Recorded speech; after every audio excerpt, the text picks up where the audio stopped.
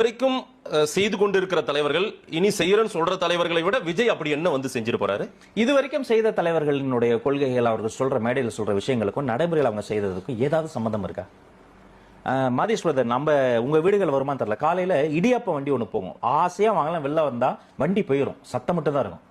2021 மு.க. ஸ்டாலின் அவர்கள் ஒரு வாக்குறுதி சொன்னாரு, என்கிட்ட ஆதாரம் இருக்கு. அவர் சொன்னாரு 500 ரூபாய்க்கு எல்பிஜி சிலிண்டர் தரப்படும், இடியாப்போ போயிருச்சு. எவ்வளவுக்கு வாங்குறீங்க எல்பிஜி?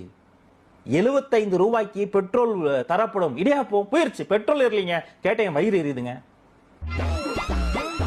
இவரு சொன்னாருன்னு நம்பி நல்லா படிச்சவங்க அந்த அம்மா, பாவம் கனிமொழி அக்கா எம்பி, அவங்க மேடையில் மைக்கு பிடிச்சி சொன்னாங்க 75 ரூபாய்க்கு பெட்ரோல் தரப்படும், 500 ரூபாய்க்கு சிலிண்டர் தரப்படும். 2025 போய் இதை மறுபடியும் அவங்க சொல்லும்போது மக்கள் கேள்வி கேட்பாங்களா இல்லையா? அவங்க இது வரைக்கும் பேசுனது ஒண்ணு, செஞ்சது ஒண்ணு. விவசாய கடன் முடித்து வைக்கப்படும், இளைஞர்கள் கடன் முடித்து வைக்கப்படும், நீட் எக்ஸாம் முடித்து வைக்கப்படும். இப்ப மக்கள் சொல்றாங்க 2026 திமுக ஆட்சி முடித்து வைக்கப்படும்.